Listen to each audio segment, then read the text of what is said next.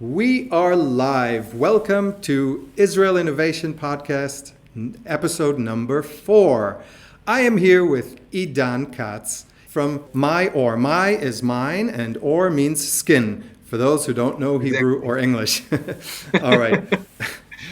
Okay. Thank you very much for coming on today. Thanks for having me. Yeah, so we are talking about health, about disease prevention, about perhaps skin, and using the skin to diagnose. So I'm very excited. Perhaps I'll let you start, Idan. Can you please tell us about yourself and about MYORCARE and what you do? Yeah, so my name is Idan. You mentioned that, and I'm the CEO of MYORCARE. I've been the CEO for the company for the last almost 2 years. And what the company does is actually it uses skin. It uses skin as a window into the body.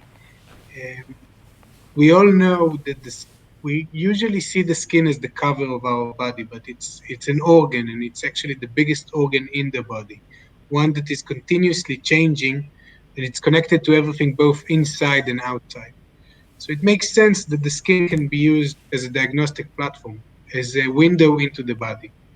And when we say a window, we do not mean something you can just cut and open and look inside. We are looking about addressing specific quantitative, scientifically proven biomarkers. It can be the biophysical properties of the skin. It can be the optical properties of the skin, the microbiome, which gets a lot of attention in the gut, but has interesting insights to learn on your skin microbiome and the chemistry on your skin. And by looking at all of this, we can really have an impact in your health, because as a company, we are focusing on primary precision prevention. Instead of managing a disease once it happens or early detection of diseases, we want to understand by looking at your skin, what is the risk for you? Are you at risk for specific health issues? We can identify the risk factors, mainly through the biomarkers, and then we can take preventative action. And the system is to read a specific biomarker, to have all additional data added, and then run analytical tools on this data to get a specific insight, a specific risk for health issue, and a preventative plan. Great. I think the name of the focus of the podcast is innovation, and our big innovation is not in our artificial intelligence capabilities. I think this is a great tool, but the main question is what we put inside. We are the only one looking at skin as a diagnostic platform, asking systemic health questions from on the skin, and having a prevention plan for these issues, because they haven't even started. And I think this idea can be better explained by talking about allergic conditions. And allergic conditions are widely spread. Atopic dermatitis, 20% of infants suffer from it. Food allergies, we're talking almost 10% of infants. And these issues can be prevented. We can prevent them if we know to have interventions early enough.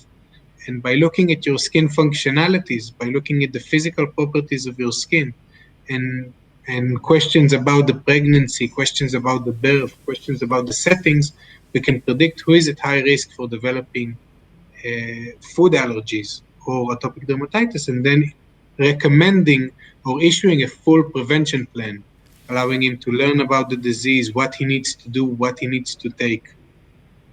I see. Right. Okay. It's a great example.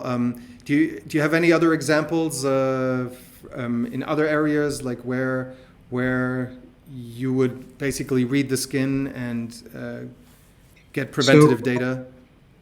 So if another product that we have is understanding your hemoglobin levels and addressing them in order to prevent anemia. We can, from the optical properties of your skin, by running image processing tools, we can understand the hemoglobin level. of your body. Also, your diabetes or your morbidity factors for cardiovascular complications can be seen in your skin by looking at advanced glycation end products, which is actually the mechanism that causes them. So there is endless options to read in the skin about your health, and I think we need to know this information. Great. Well, let me ask a question about diabetes because I had that in my family, and so it's something I'm interested in. So, what you read in the skin for diabetes is something completely different than what you do with blood tests, right? Yes. Okay. So in blood tests, you address the sugar levels or the A1C. In the skin, you can read a parameter that is called advanced glycation end products, which is actually the mechanism that causes all the problems. The damaging in the eyesight, the heart diseases, and it also accumulates in your skin. So by having a reading on the skin for this parameter, you can really understand your status in relation to the diabetes, and you can really take actions according to it. But how early can you see something there for someone who has not been diagnosed in through normal So tests? I think the diabetics option is you can always see your status. You can like you can do in the blood test. It's not that you can see it before; it's that looking at the skin is easier. Looking at the skin is always non-invasive, at least the tools that we are using, and it always gives immediate answers. So unlike taking a blood test, we can have a scan of the skin, we can check the optical properties of the skin, and we can understand your status. All right. So if a hospital, let's say, or a doctor's office had hardware to do this scanning of the skin, then that information would go onto your servers and they will evaluate it, just like in blood, like a lab has to analyze the blood, or is it So I something think that could just actually happen locally, like on a machine or on a? no. So first of all, our leading product is for allergic conditions, as I mentioned, for the atopic dermatitis and the food allergy. And of course, we collect all the data and we need to apply our algorithms on it. The algorithms takes place in the cloud. So we upload all the data, we generate the calculation, and we output the risk report and, if needed, the prevention plan. It's a very quick process, but we cannot do it on the device itself. Okay. All right. Can we go back once more to allergies then, because I guess that's where you're deployed right now very strongly. And earlier you told me something about the so-called Bamba story, or Yeah. maybe you could tell that story. So, so the Bamba story in its scientific name uh, is known as the dual allergen hypothesis. What actually happens when we develop food allergies is that allergens are being introduced to the body through the skin and not through the GI tract, not through the mouth. And this actually generates a wrong classification of the allergens. And by wrong classifications, you develop the allergies. Later on, you consume the allergens and you develop an allergic reaction. So if you know that you are bound to have, you're at risk for allergies, and you're aware of this issue, you can consume allergens through the right channel at the right age. And the Bamba story, known as the Bamba story, is that in Israel we have a very popular baby snack called Bamba, which has peanuts in it, and because we eat it at such an early age, the levels of peanut allergies in Israel are very low. Now, in Israel, it's very popular, but if we take the same case to anywhere else, we need to understand that someone is at risk. We need to understand that an infant or a parent need to take action and consume and introduce allergens through the right channel at the right age. We need to be aware of it. And our big innovation is that basically from the second day of life, we can have a calculation, we can have an analysis of who is at risk and why he is at risk for food allergies? Why is it risk for peanut allergy? And let And me then ask, because allow him to take the right action. but this is really new to me. It was news to me that you can actually prevent uh, food allergies just by introducing the foods at a very young age. So how long has that been known? Think don't catch me by the specific number, but I think the paper that covered all this, the experiments, was published in 2015, and it is known for quite some time that early introduction of allergens can prevent uh, food allergies. It's known for people in the field of allergy. It's not known for all parents. It's not known for everyone. And this is what we're trying to do. Part of it is to say, look, we can have a simple test and understand what you need, what interventions you need to take to prevent health issues. I think everything, most things can be prevented if you know early enough that they're going to happen. Okay, and your solution or your technology that you use for this to diagnose through the skin, is this consists of hardware and software in combination, I guess then? Yeah, so we measure each health issue has its own biomarker attached to it. In the case of allergic conditions, it's the skin functionality. So we have a hardware measuring a specific parameter that is related to your skin functionality, but that is not enough to have a prediction. So we collect all 20 different parameters related to the baby itself, his settings, the pregnancy, the family history, and we generate a holistic prediction for the risk. So we're saying what increased the risk, what reduced the risk, what's the connection for allergies. Another nice story about allergies is that a dog in the house uh, has been statistically shown to reduce the chances to develop atopic dermatitis. We can, so there is a statistical issue, but we can also explain that the dog atopic dermatitis is a disease linked to your skin microbiome, and having a dog in the house, first of all, introduces new microbiome into the environment, but also is a catalyst between the different people coming into the house, because everyone is touching the dog, and then the microbiome moves from one person to another, and it Interesting. helps to develop the skin microbiome diversity, which can prevent atopic dermatitis. Okay, but what's most interesting for me is that the skin, that we're not really talking only about skin diseases, but we're talking about everything else. I mean, you look at the skin and you can predict certain even certain cancers or something, right? I think maybe it's surprising. I don't know, but it's logical, because if I'll tell you, I'll take a blood sample and I'll see the future of your health, you'll say, yeah, it makes sense. But the skin, it's connected to everything. All of what's going on inside our body manifests itself in the skin.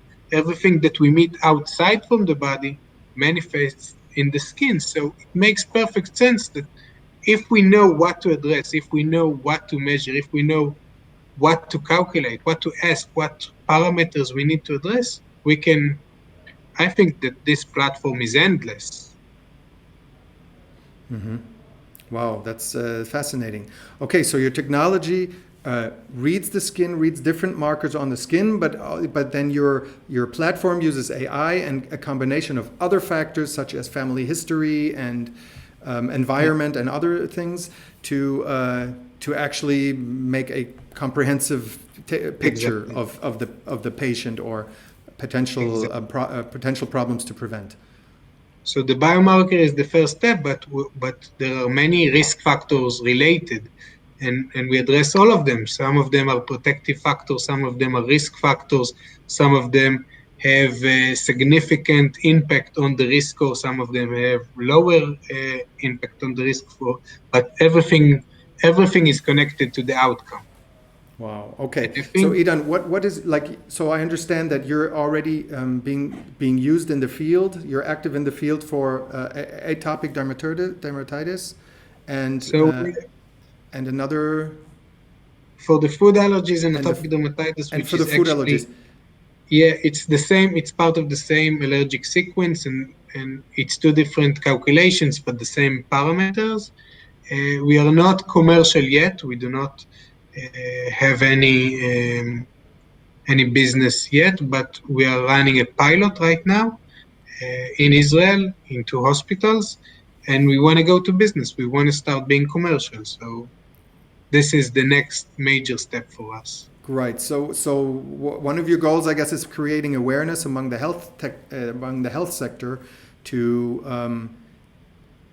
have a stronger focus on prevention and on preventative techniques.